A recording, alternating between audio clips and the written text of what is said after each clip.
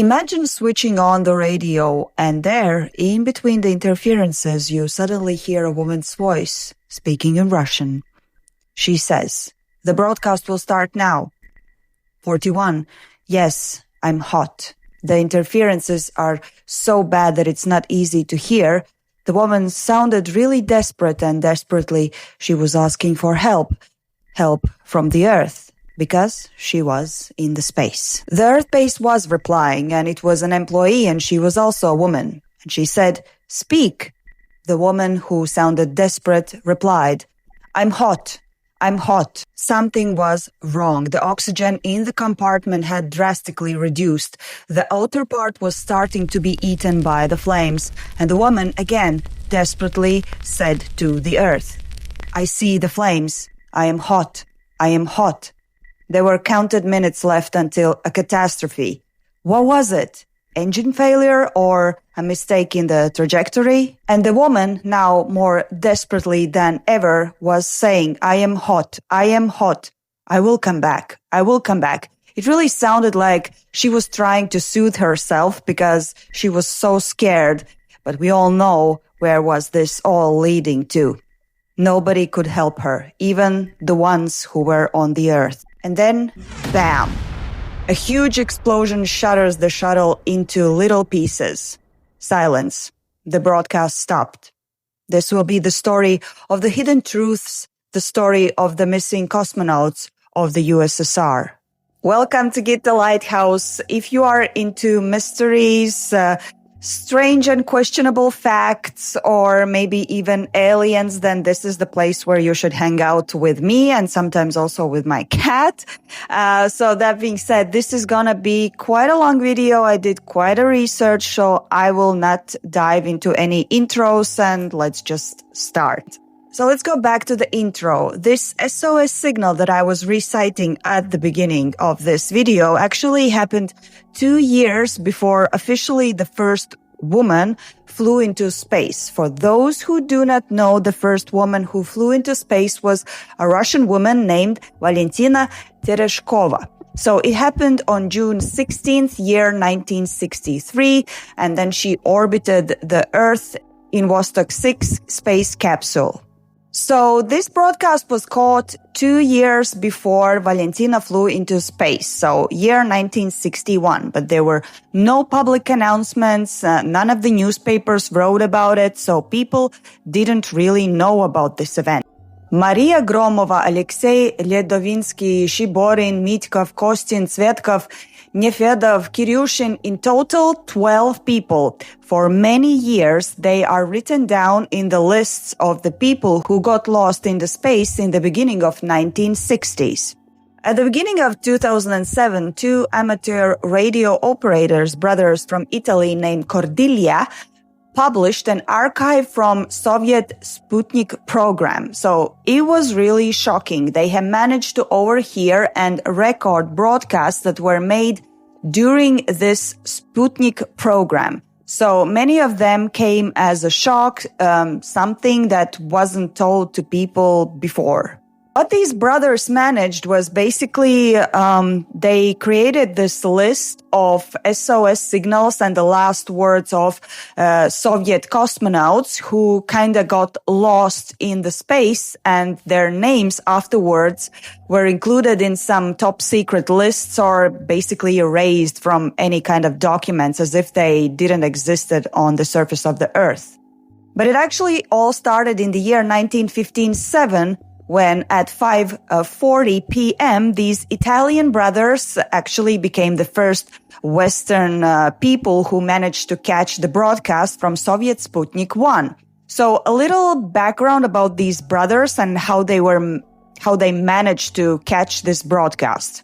Achille and Giovanni Battista set up their own experimental listening station a little bit outside Turin in the late 1950s. The brothers were kind of geniuses because they managed to create this listening lab from scavenged and improvised equipment. So they would make it from old, discarded military spare parts. So in American military bases, those would be sold on weight. So you could easily buy, let's say, 50 kilograms of discarded military stuff. And I doubt these were guns, but like some kind of like metal things. So they would make use of that to create their listening lab. So what the brothers did was they set up their radio antennas and equipment on the roof of their family house in a quiet area. And this helped to reduce any kind of like noise from the city or electrical signals. So both of the brothers really took their lab seriously. They would actually go into this listening lab by wearing these white robes and, as if they are some kind of very serious scientists. And actually, if you think about it, during that time, they were indeed doing some big stuff because they were tuning in and monitoring transmissions from USSR Sputnik 1 and 2, and also Explorer 1, the first American satellite. So this was a huge deal. So what the brothers did in their lab, they were basically recording flight information, telemetry, any kind of voice recordings, and also visual data. So it was a really important and serious thing they were doing there. But I think we have to go back again to these cosmonauts that I mentioned at the beginning. So for you to understand, the 60s is generally known as the peak of the space race, basically a competition during the Cold War between the United States and the Soviet Union. And both of the superpowers were kind of into this race to achieve major milestones in space exploration. Now, this was a really serious thing, and both of the countries, of course, also tried to spy on each other to know what kind of technologies each has developed and how far are they, let's say, into flying to the moon, etc., etc. So Americans, for example, would spend millions of dollars just to get a glimpse of what Russians are doing and what their technologies are. So the British actually also had their surveillance stations just to know what was happening, and they would also spend a lot of like tax money on this like intelligence in regards to this space acquisition, if you can say like that. And there it was, two Italian brothers, amateurs. They make their own improvised lab and they hear it all, everything about what Soviet Union is actually doing and launching. And allegedly, they spent not more than $30 to $50 on building this lab. They manage it just like that. And these super countries are spending millions of tax payers' money just to find out about all of this. Can you feel the irony here? Now, of course, the rumor spreads very fast, and very soon some government guys find out about the achievements of these Italian brothers. And to be more specific, during 1959, they got specifically interested in their work. So some government guys appear on the house front of these Italian brothers, and they offer them a generous grant for further development of this lab. And of course, in return, they would like to listen to all of these broadcasts. So it is not really clear which country or institution these government guys were representing, actually. So it is alleged that they might have been some Italian intelligence or even American intelligence. Anyways, so what you have to understand is people appeared, they offered huge sums of money in return for the information. Now, but the majority of the believers is that those guys who appeared in front of their house actually were Americans, so American intelligence. And there's even an interview that I found that was broadcasted on Italian television. And there is a man whose like face was hidden and voice was changed. And he was actually telling about this, how this all happened. At the beginning of the 60s, we all knew about the existence of brothers and what they were doing. We knew that they had started to catch signals from the Sputnik, so we immediately decided to contact them. So regardless of which intelligence this man was representing, this just proves that, yes, there were guys who came to their house and gave them money in exchange. So in December 1959, a telegraph agency Continentale, by referencing some high-ranked Czech authority, a communist, gets a message that in the Soviet Union, in one of the subspace flights, a cosmonaut had died. His name was Alexei Ledovsky. So this allegedly happened in the year 1957. It was just 3 days before the first animal was sent to the space. It was a dog named Laika. So the brief story of Laika is that she was sent into orbit aboard Sputnik 2 spacecraft.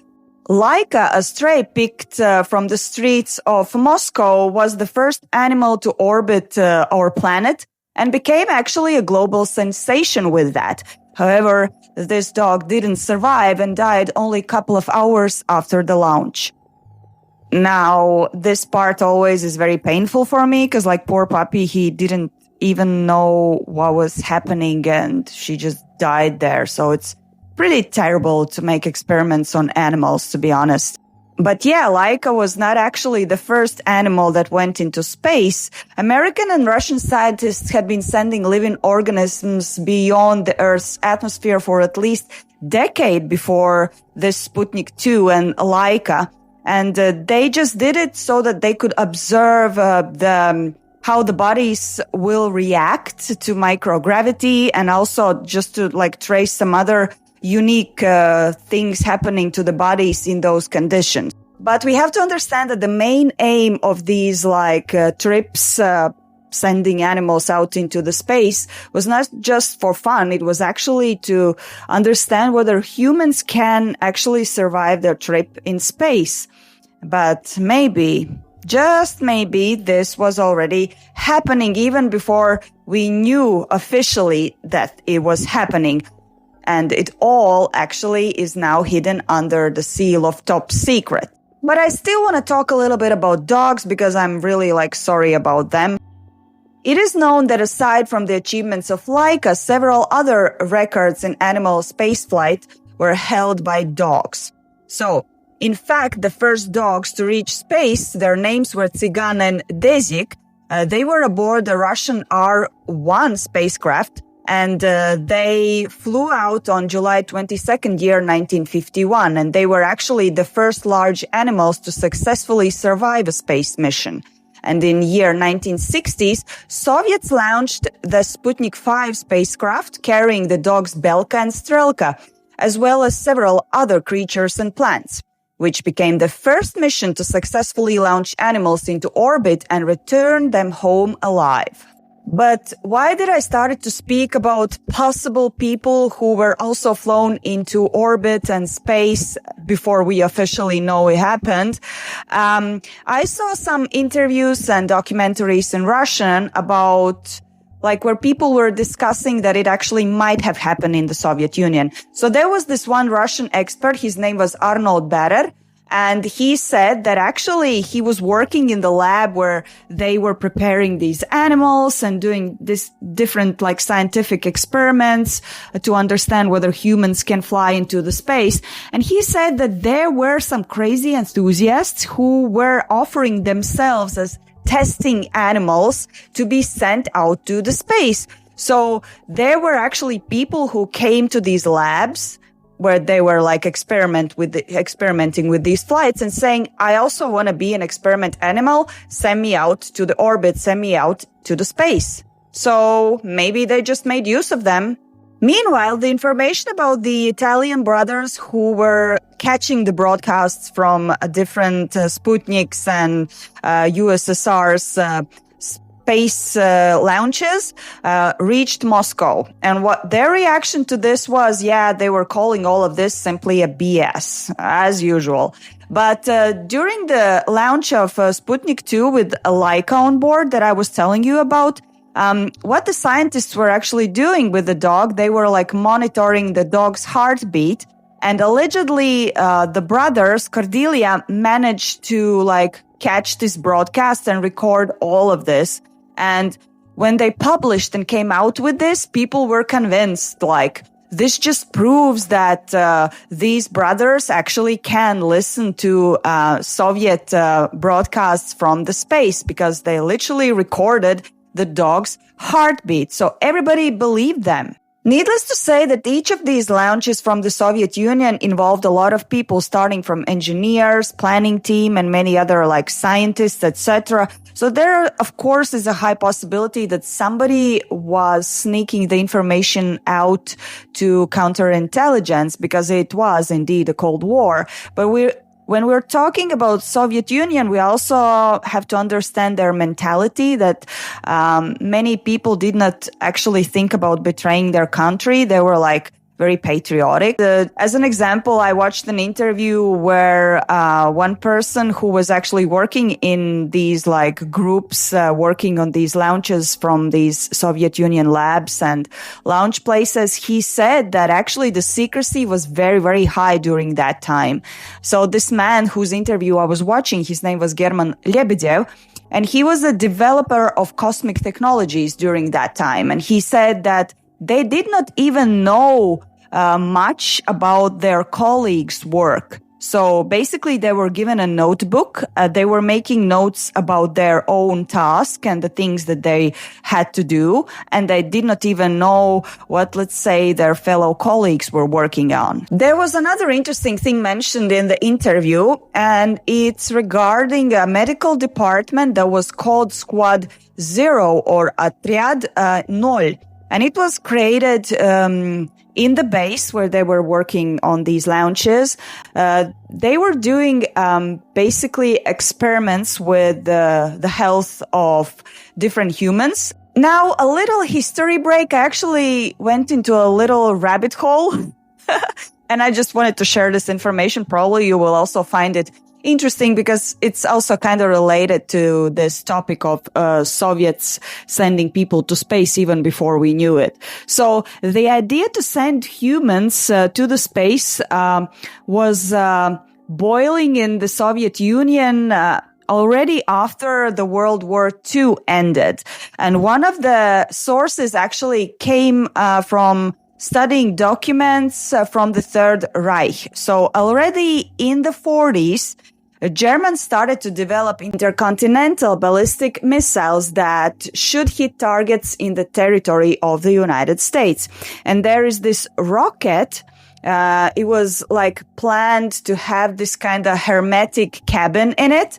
And these experiments, they actually took place, and Germans did it. And these experiments took place in Peenemünde, which is in Germany. So why is this so interesting? Well, imagine there's this ballistic rocket and it has this hermetic compartment that could possibly even fit a human being. So they could use this kind of technology to send, let's say, people up to the space. And so after Nazi capitulation, Soviet agents were asked to get all the Nazi specialists to the Soviet side.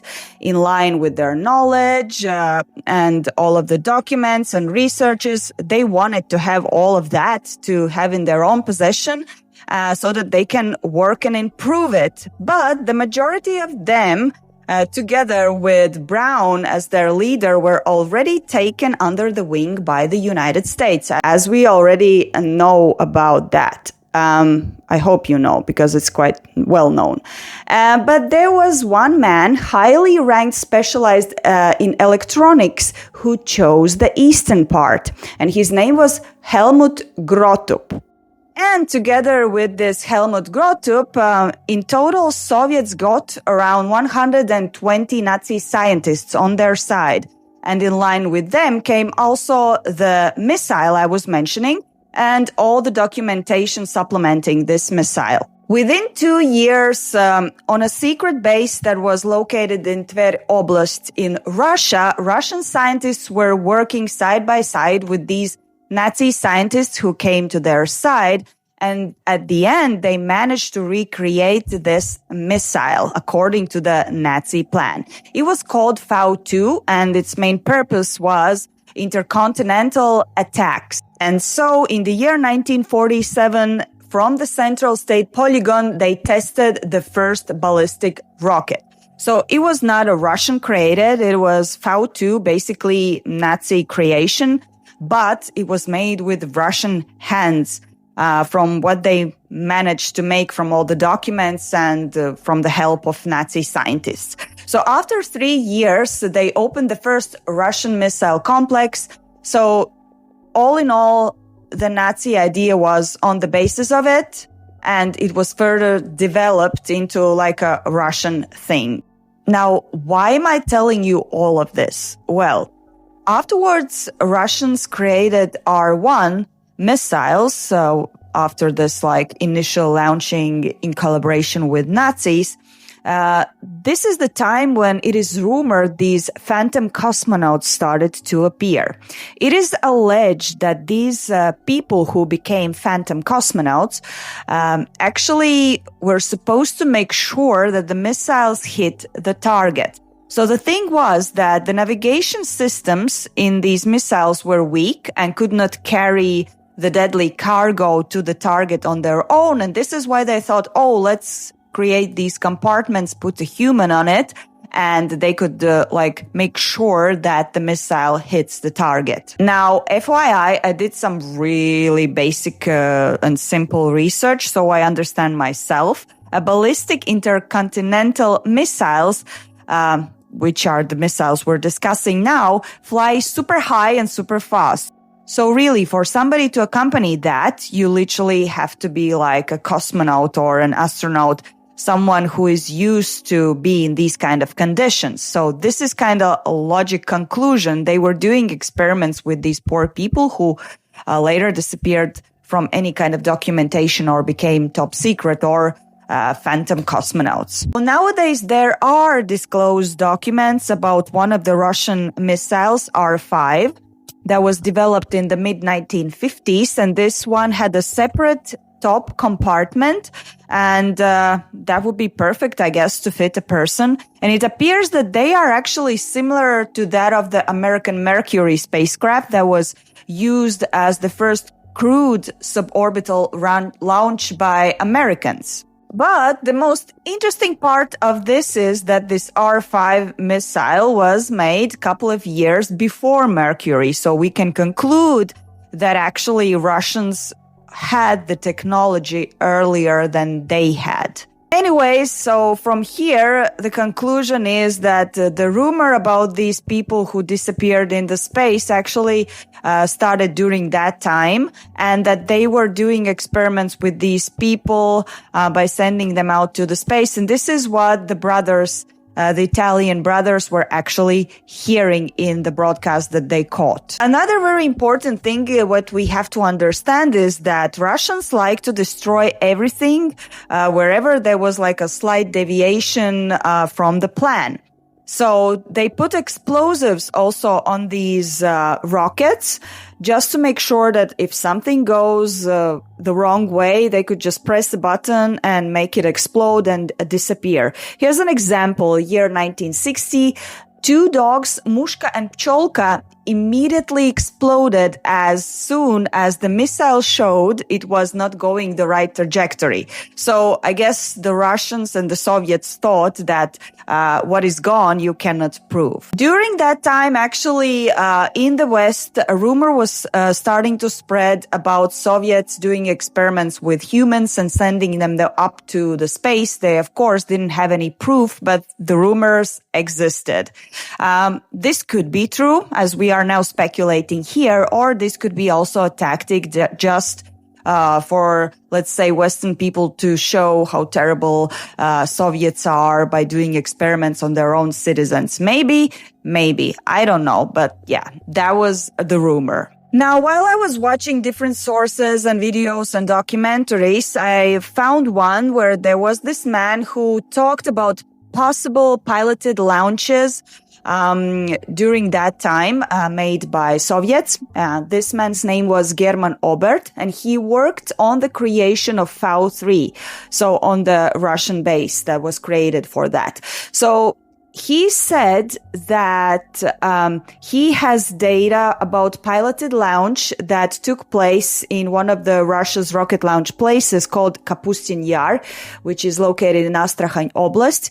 And he said that this launch that he has information about actually happened in the year 1958. This man in the interview alleged that this launch that he has documentation on actually ended in the pilot's death, but yeah, he didn't disclose the name, he didn't show the documents, so we can just believe or not believe his words. But anyways, now 1 year before this alleged event of 1959 that this man was talking about, which is year 1957, Russians test R-7 intercontinental missile. So while this missile was still in the stage of a project, the engineers had to solve a task, create thermo-isolation of the head part, and I quote, to protect the deadly cargo or living organism. So, living organism. Before, they were just mentioning in the documents that in this compartment they're gonna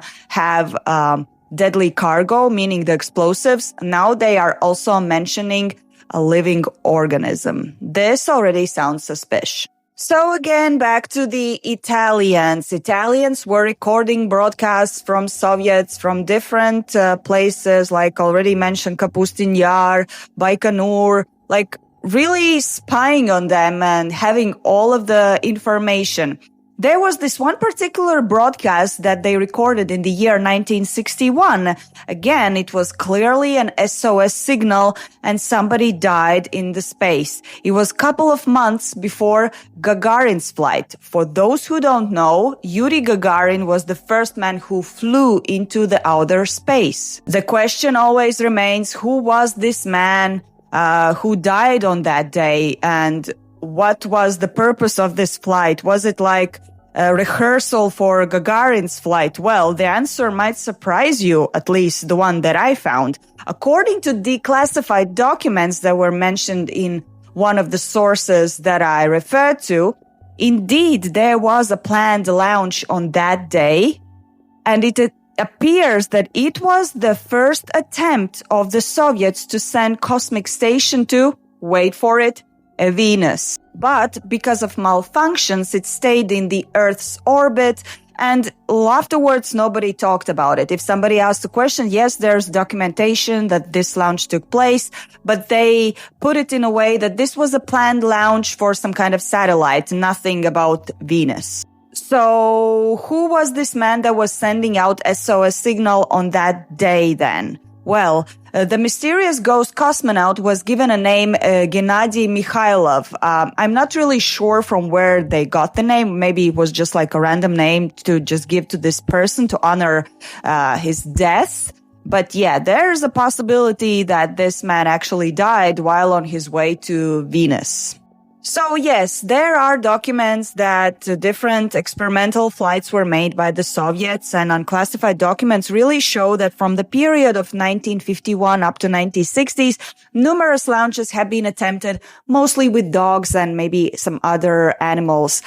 This is also the time when allegedly these 12 ghost cosmonauts disappeared into the space. This is the speculation, at least.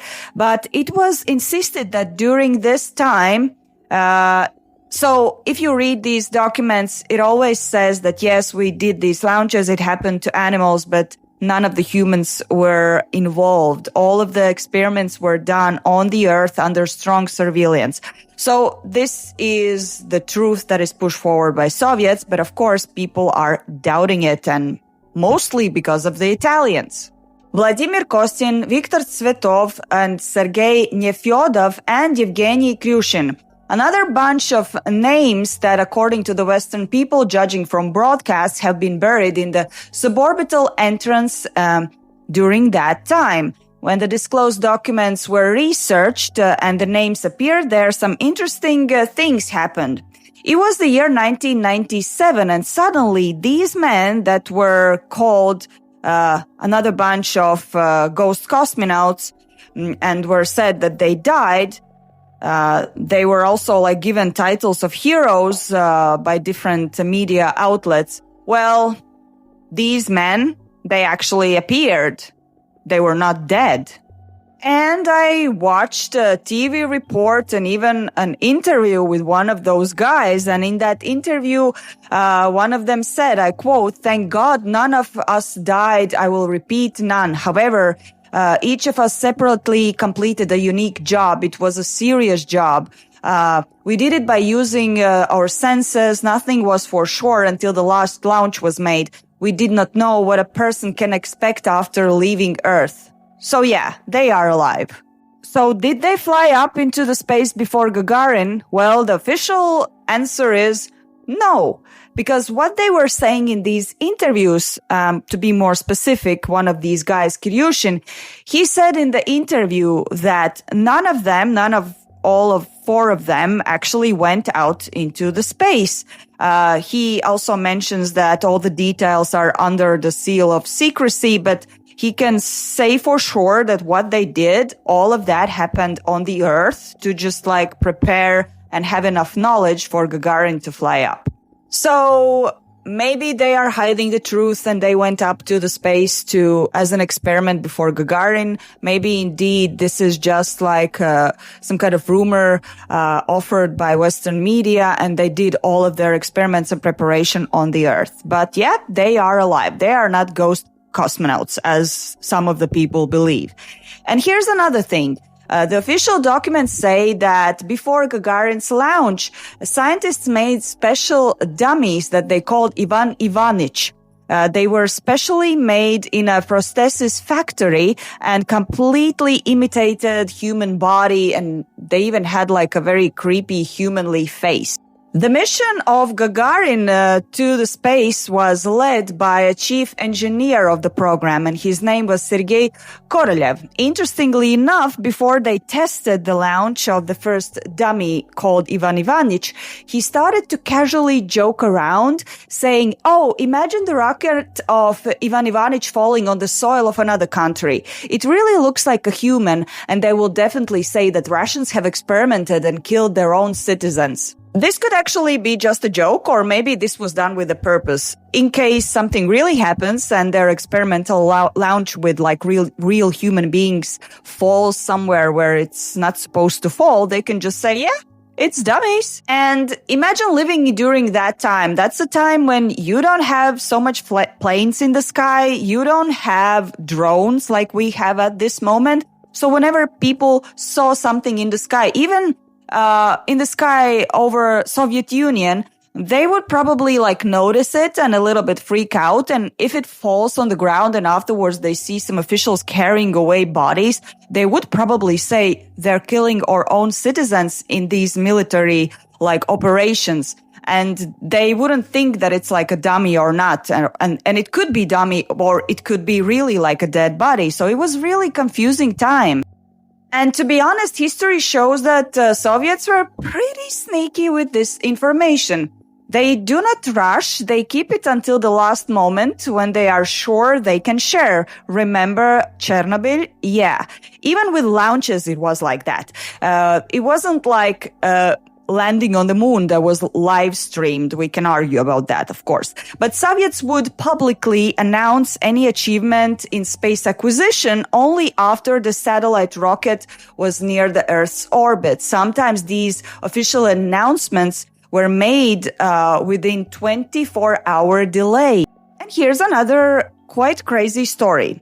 How another phantom cosmonaut came into life. So this phantom cosmonaut again flew before Gagarin. It was year 1960 and Soviets launched Kорабль Sputnik. 2 years after this, news agency Reuters spread the news that on Kорабль Sputnik, allegedly there was a cosmonaut and his surname was Zavadovsky. Now, it is really important here not to confuse Sputnik, the satellite, with Kорабль Sputnik. Kорабль Sputnik was another program to prepare humans for space. So to get things in order and you don't get confused, Sputnik, the satellite, was before Gagarin. It was sold as a crucial step before the first human flew to space. First one officially was Sputnik 1. It was launched in October 1st, year 1957, and it was the first one ever satellite launched by humans, and it emitted radio beeps. Also, it is allegedly the one that started the space race. So this is Sputnik 1. Then there was Sputnik 2, launched the same year, month later, that carried the dog Laika. The mutt from the streets that died. I already told you about that. Then there was Sputnik 3 from the year 1958. And these were simpler, scientific, to see how things would go into orbit. And then from year 1960 up to 1961, they were preparing the soil for Gagarin. And then there was this program called Kорабль Sputnik. This was the test platform where humans would fly into the space. So these were more complicated, crucial, as they also carried some animals at the first, like Belka and Strelka and mannequins. But yeah, they were preparing for the first human to go up into the space. At least that is the official information. And so about this Zavadsky that we were talking a moment before, that relates to Kорабль Sputnik. And so the information spread by Reuters was that on this Kорабль Sputnik that was launched before Gagarin, there was this one cosmonaut, Zavadovsky, and nobody is talking about his death. He was also there. There was not just plain Kорабль Sputnik going up there. There was a real human being. So if we can argue about the previous Soviet cosmonauts, phantoms cosmonauts that I mentioned, then about Zavadovsky, I don't think we can argue that much because this man actually existed. And there are even photos of him together with fellow test pilots.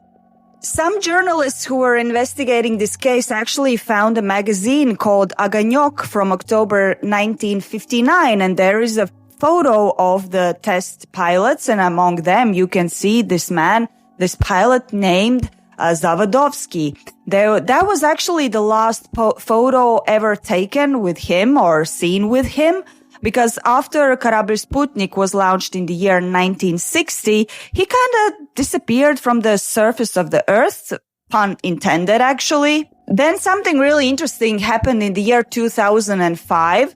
A woman appeared who called herself the widow of Zavadovsky, and she said, yes, my husband indeed was a test pilot, but she said that he didn't go into the space. All he did was all these like medical experiments on the ground, and he didn't go to the space. He didn't die. He actually lived quite a long time, and he died in the year 2002.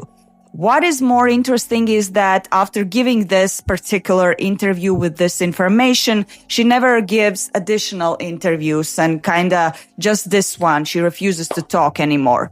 So I don't know, maybe she was just planted to say that, or maybe that was true and she just wanted to tell and like leave it like that. I don't know, but still kinda suspicious in my opinion. And here's another name, test pilot Georgy Nelyubov. There's a photo of him from year 1961 with his fellow pilots. And soon he was discharged from the squad and simply disappeared. Yeah. How can one person disappear just like that? I mean, not from documents and facts about life. He was like literally deleted from a photo, okay? I know this sounds crazy, but these photos exist. There is a photo where you can see him together with the rest of the guys. And then the photos that are now rotating publicly are basically with him deleted from it, like photoshopped out. And there were some curious people who kind of looked into this case and tried to figure out how can a person be on one photo and then afterwards just kind of disappear, even also from the photos. And what they found out is that actually he allegedly died under the train, whether it was like self-exit or whatever. But yeah, this also sounds very suspicious because this might not be the case. He just maybe participated in one of these experiments, disappeared in the space or died in the space or whatever. And then they just created the story that he actually didn't exist or he died by jumping under the train. I don't know. Kind of suspicious. Then there is also another really, really interesting story in regards to these like adventures of Soviets going into the space and risking the lives of their citizens and test pilots. So it was September year 1960. Nikita Khrushchev arrives at the United Nations Assembly in New York. And like Khrushchev is a big deal. Like, he is the first secretary of the Communist Party of the Soviet Union. So according to the alleged intelligence information, in his luggage, he is carrying something special, and that special is a model of a pilot-run spacecraft. He has been planning to kind of proudly demonstrate this model and show it to everyone present in this United Nations assembly. So why would he be doing that and carrying around this model and presenting to everyone? Well, the idea was that before his speech, he was about to receive a message about a successful launch into the space, and he would use this model to show that, yes, we made it, and we just launched person into the space and it was successful. So that was the plan. American intelligence was on its ear. They have learned that something important is about to happen in the Soviet Union. They have the date. It's September 27, and Khrushchev will announce something really important. Even the Italian brothers have gathered the information from their broadcasts, and they understand that something big will happen. And so everybody waits. September 27th, nothing. Khrushchev has his speech, zero mentions about space launches. In 2 weeks, this Soviet leader leaves United States, and everybody is puzzled. What was this all about? Soon after, in the Western newspapers, there is a story that is published. And that story says that on the September 27th, there was a launch from Soviet Union. And during that launch, it was not successful, and a cosmonaut named Ivan Kachur died on it. The year before this event, a photo of him was published in, again, the same mentioned magazine called Огонек. There he is seen in this weird-ass spacesuit. But now he was just a space phantom. He was a test pilot, allegedly participating in all of these experiments on the ground. But afterwards, after this launch, and it doesn't surprise me anymore, he was kind of deleted. Any kind of information about him, it didn't exist. I watched this documentary, and again, somebody was from the inside commenting on that day's events, and that person said that there are disclosed documents that indeed confirm that there was a launch on that day, and it was not like an invention by the West or just like a rumor.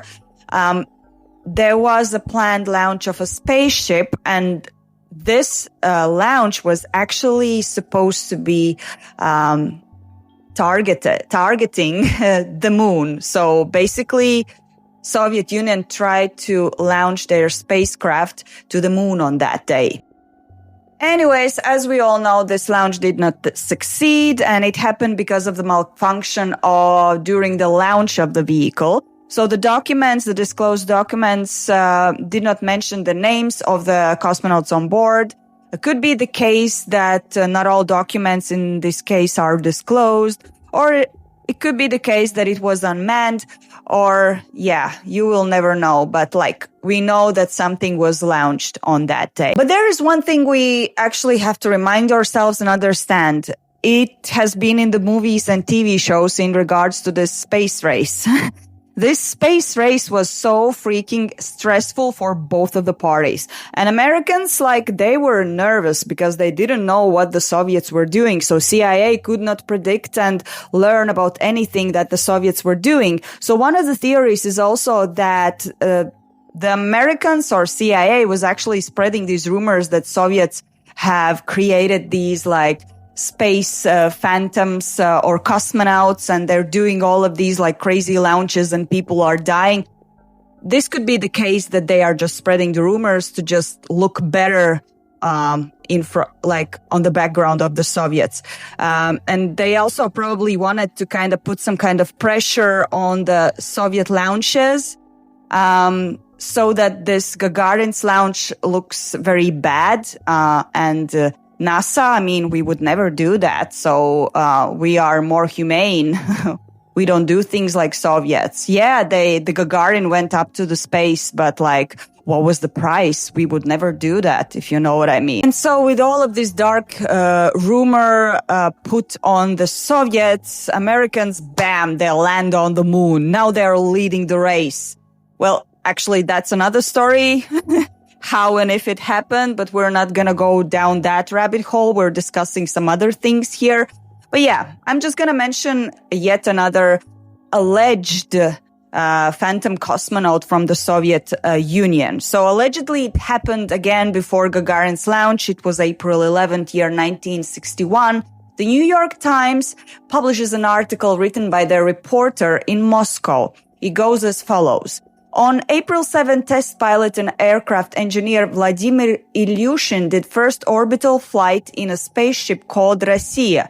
The news flew over the world. Moscow, of course, denied this. But there is just one thing that I wanted to mention, that this rumor about Ilyushin started just a few days before Gagarin's flight, which could be probably the case of Western media to try put their narrative out there to just make all of the Gagarin's flight look worse, less victorious, if I can say like that. But then I saw this interview with this guy. His name was Denis Ogden, and he was a journalist, and he kind of looked into this case, and he reported that Ilyushin had been involved in a serious car accident, and then he died. And this is from where this speculation about the fact that this was actually a cover-up for unsuccessful launch where Ilyushin was. Well, we will never know what was the truth, but from here, from this a car accident and him dying there, and this being the possible cover-up of his death, from here, the story kind of grew different layers and people continued this rumor. It became like a snowball. But still, there is one thing that for me seems kind of suspicious, and I already kind of outlined it in today's story. It's about the Italian brothers.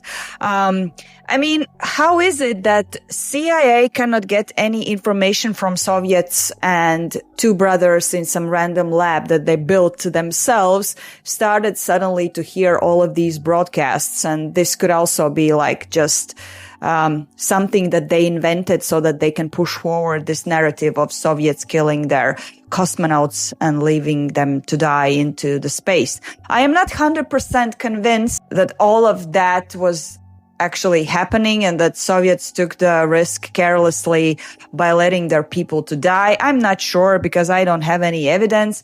But yeah, the recordings and everything, the broadcasts provided by these Italian brothers, have been highly disputed and widely considered a hoax, actually, or at least unreliable by most experts and historians. So there's that. Many experts think that the brothers misinterpreted or fabricated these materials, possibly mixing normal space telemetry or radio noise with some kind of dramatic storytelling.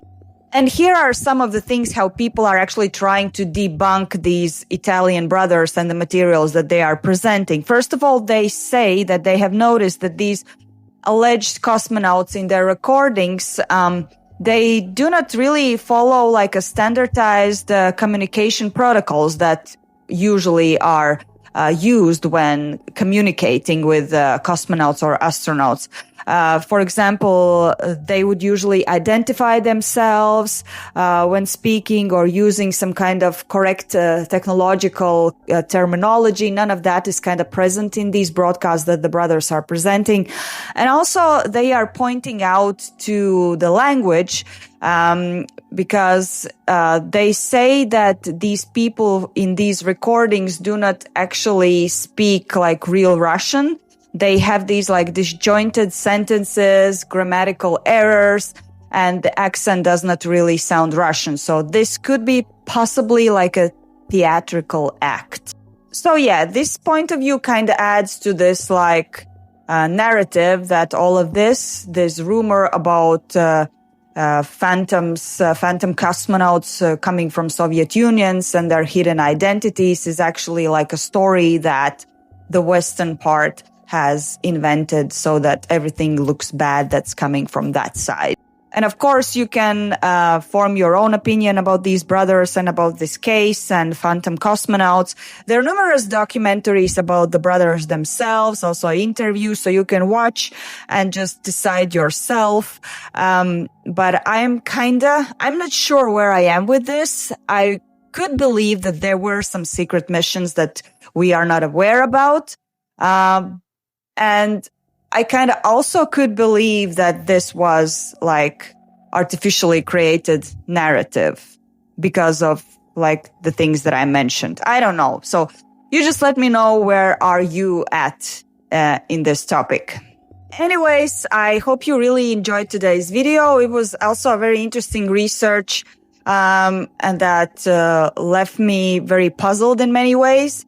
So please write down your comments in the comment section. Make sure you have subscribed and leave those thumbs up underneath this video because it really helps my channel to grow and kind of algorithm to push it further so that many people see it. Let me know what you think about this topic. I think it's very, very interesting. I kind of like researching Soviet-themed topics. And yeah, also let me know what do you think about this new setting. I wanted to just say thank you to my husband who helped me a lot with this. And yeah, as usual, I want to just shout out to my supporters. I have gained some of like free subscribers on my Patreon. I still have one and only David Craig. Shout out to you. You are my elite Patreon, so your name is called out in each and every of the videos. So if you're interested in supporting me on Patreon, you can certainly do. There's a link over here where you can go and join any of the tiers that you have decided. Apart from that, any kind of support and love towards me is very much welcome. Oh yeah, and I just have to call our special guest and special expert. Vasya! Vasya, Vasya, Vasya, Vasya! Vasya, Vasya, Vasya! Vas! Vas! Vasya, Vasya, Vasya! Vasya! Vasya! What do you think about today's topic? Vasya. Would you like to go to the space? She's very shy today. But anyways, you can also put some likes just for Vasya, because she has become the hero of my channel. Vas. Vas. Okay, that was her opinion. Anyways, thank you for watching. I hope you have a lovely day. Stay curious and see you next time.